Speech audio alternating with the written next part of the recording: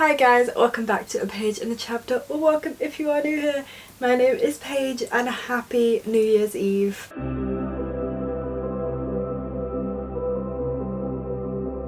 I hope you are looking forward to your plans, you are looking forward to the new year, you are bringing the new year in a fun way, whatever that may look like to you. I am not, I'm working a 12-hour shift. Again. So I figured, why not do my Christmas book haul? We all love talking about books. We all love a bit of retail therapy. I gave myself a lot of retail therapy, so I cannot buy any more books today, so I'm just going to talk about the books that I've bought today to feel better about being at work. I am in no way bragging with this video or trying to brag. I have been incredibly lucky this year. I'm incredibly lucky every year and I'm well aware of that. I'm really grateful for everything that I have received. It's basically just books that I am really excited about. They are every single book that I received this year I am super excited about. They were all given to me with like real thought and intention behind them, and that is why I'm so excited about them. Obviously any old book is always appreciated. I love any old book, but the fact that so much thought was put into these gifts by the people that I know, it just makes them that much more special. Yeah, I'm not trying to brag. I'm very grateful. I'm just sharing the books with you because that's kind of why I'm here on the internet. If you guys like seeing book hauls, you like the sound of this video, do feel free to hit that big red subscribe button and stay tuned for future content. I upload twice a week on a Wednesday and a Friday, so there is no shortage of bookish content here for you to enjoy. Let me know down in the comments what books you received for Christmas that you are super excited to get to, because I am always in need of new books to be excited about. My bank account doesn't agree with me on that front, but my brain does. Let's get on in to the books that I received for Christmas this year. So this first book is Why We Love Pirates by Rebecca Simon, PhD. Ooh, fancy. And this was sent to me by my lovely friend Eleanor. She did not have to send me anything at all, but she knew me so well with this book because I haven't been too quiet about my love of pirates. If I could be anything in the world, I would be a pirate. There needs to be more pirates in literature.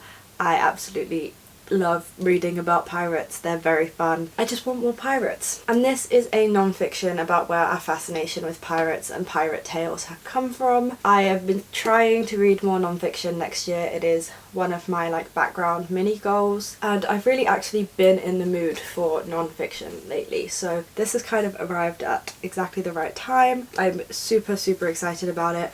Maybe it will inspire one of my bigger goals of next year, which is to start writing again, and maybe it will inspire something. Either way, I will learn something about one of my favourite things in the world, so I am super excited to get to this book. But yeah, I'm really excited about this. The next collection of books I actually purchased for myself just before Christmas. It was a little bit of a treat to myself. So the first book was one that I have been looking for months, and I have gone to the big Charing Cross foils looking for this book on many an occasion, and they didn't have it, and I found the last copy of it that they had in the store. It's the paperback and not the hardback, which is disappointing to me because I wanted the hardback of this book. But as I said, it was the very last one. It's the first time I have ever seen an English bookstore carrying this book, so I just went for it, and that is These Violent Delights by Chloe Gong. This is a Romeo and Juliet retelling, but with gangs in Shanghai, I believe, and it's all influenced by Chinese history and socio-economic policy and stuff like that. It's set in 1926. It's a fantasy romance. It's right up my alley, and I'm just really excited about this. I follow Chloe Gong on all social medias. I'm developing a little bit of a fangirl state for Chloe Gong, to be honest with you. She's just living the life that I want to live. I'm really excited to get to this. I know that it has been very popular in the bookish community. The second book in this duology is now out. I've heard that the ending is absolutely soul-destroying. That's exactly what I'm going for, and I honestly am tempted to pick this as my very first book of 2022. I know I said that I wasn't going to start any more series. I'm very aware that I said that, but I purchased this one before I said that, and it's only a duology, so I will leave it up to you guys to decide whether I am allowed to start this duology or whether I have to wait until June when I said I would be allowed to start a new series. It's up to you guys to decide. And the next book that I purchased for myself as a little mini Christmas present is Under the Whispering Door by TJ Klune. I've just noticed that it has a sticker on it, and it's a non-removable sticker, it's a printed sticker, but I can kind of forgive it because it is a literal quote from V.E. Schwab, so I'm not happy about it, but it's V.E. Schwab, so I'll be okay. So I know that House in the Cerulean Sea by TJ Klune is incredibly popular. I have not read that, and when I saw that in the store I immediately picked it up, but this one tempted me more. I'd heard about this one before it came out. I was anticipating its release. When I saw that Foyles had both of them, I kind of wanted this one more than House in the Cerulean Sea. So this follows our main character Wallace, and when the Grim Reaper comes to collect him from his barely attended funeral, he has to start accepting that maybe he is dead, except he really doesn't want to cross over. And whilst he is kind of working in this like ghostly tea shop, or hanging out as a ghost in this tea shop, I'm not entirely sure on the dynamics of how dead he is, he starts to realise that maybe he did miss out on something during his life, and when he's given the chance to cross over for 1 week, he decides to take it, and he tries to live an entire lifetime in just 7 days. It just really speaks to me, and I've heard such good things about TJ Klune, so I'm sure the writing is going to be perfect. This is also a standalone, so this is going to help me with my not starting any new series thing. Just because I don't want to start new series doesn't mean that I only want to read in the series. Sometimes I'm going to want something fresh and new, and so I was figuring a standalone might help me with this goal. And then the final book that I purchased for myself on this particular little shopping trip, I have already read, and I gave it 5 stars, and I loved it, and I'm going to talk more in depth about it in my wrap up. But that is The Joy of Small Things by Hannah Jane Parkinson. I have since ordered multiple copies of this book to send out to my friends because I think everybody needs to read this. So Hannah Jane Parkinson is a journalist, and she has a column in a UK newspaper called The Guardian. In this column she basically just talks about these really small things in life that she enjoys, and then during the first lockdown they kind of compiled these columns that she had written into this book, and I'm so happy that I came across this. I am not normally one for self-help. I find it really difficult to engage with self-help books because I think everyone's situation that they need help with is always so specific, but this isn't really a self-help book. It's just a collection of really small things that bring you joy, and it just gave me such a appreciation for like other small things and just got me thinking and just made me really grateful, and I really needed that. You've got things like red lipstick, secondhand books, little acts of kindness, airplane mode, being inside when it's raining, browsing property websites, going to the cinema alone, like this all really small things. I gave this book 5 stars. I now carry it around with me everywhere. It is one of my favourite books of all time. I'm really happy that I bought this. And now we can get on into some books that were purchased for me. Here we have a collection of 50 books, because apparently last year when I asked my dad for a couple of Penguin cloth-bound classics, the 70 that he bought me wasn't enough, and now he had to get me Penguin modern classics as well. I'm joking at the insanity of it, but I am also very aware of how lucky and privileged I am that my parents are in a position to do that for me. But I also feel like one of those times where you accidentally mention that you like something like one time, and then for the next like 5 years that is all your parents get you.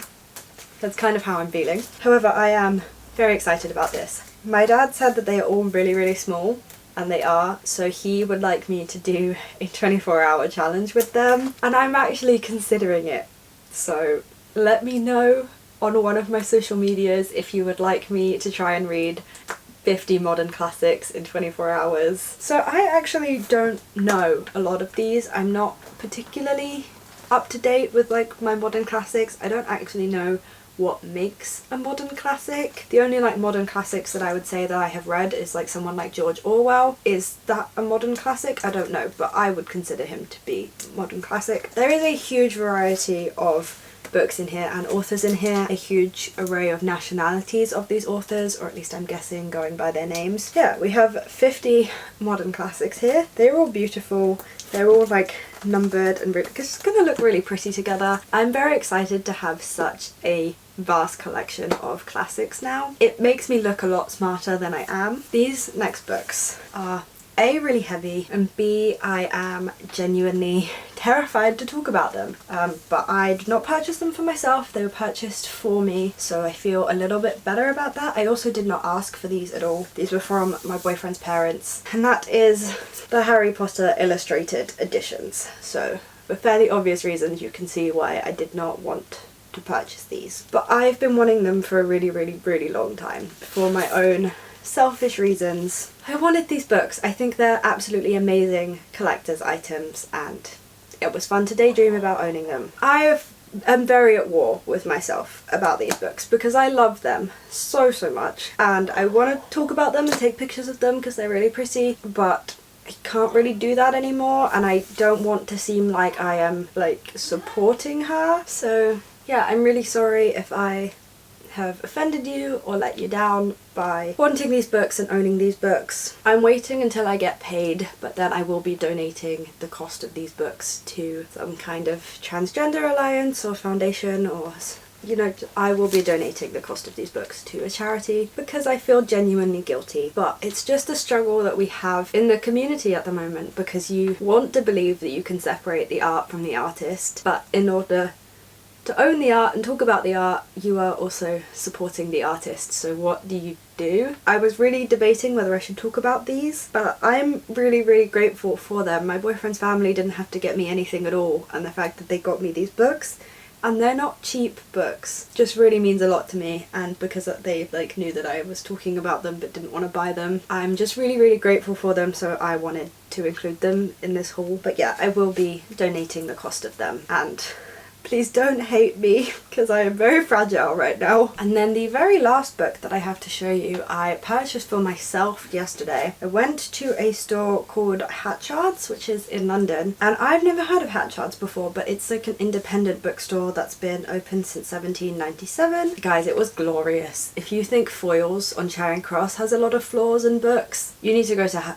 Hatchards because it's the same kind of multi-level full of books and like special editions and pretty editions, and they've got first editions there as well and signed first editions. It's that, except it's like an old-timey bookstore and it doesn't have any of the corporate feel that Foyles does. So I went there, loved it, and I picked up the Penguin Book of Classical Myths because apparently I just have an obsession with Penguin. I have a little bit of an idea for some writing and I basically need this book in order to do it. It's also been an interest of mine for a very long time. I like the fact that this is a wrap up of like both the Greek and Roman myths.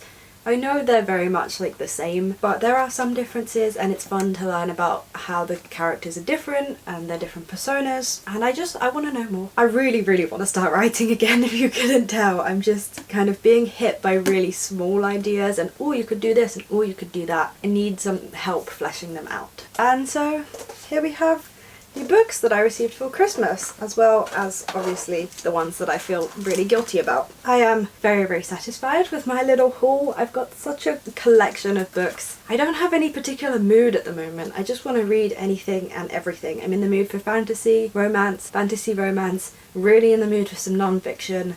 Like, I'm just a bit all over the place. I'm in the mood for a HP reread as well now that I've got the illustrated editions. Feeling good, honestly. As I said, every single one of these books that I received from someone else had such thought behind it. That's the best part. Thank you guys so much for watching this video. I do hope that you enjoyed. Let me know down in the comments what books you received for Christmas that you are super excited about. And let me know what your New Year's Eve plans are so I can live vicariously through you. If you guys did enjoy this video and you like what you have seen so far, do feel free to hit that big red subscribe button down below and stay tuned for future content. I upload twice a week on a Wednesday and a Friday, so there is no shortage of bookish content here for you to enjoy. Please do not hate me over the books that I am really excited about and think are really pretty. I'm trying to make up for the fact that they have been purchased. Thank you guys so much for watching this video. I hope you are having a fantastic week, you are enjoying everything that you are reading, and that you have a fantastic New Year's Eve and start to 2022,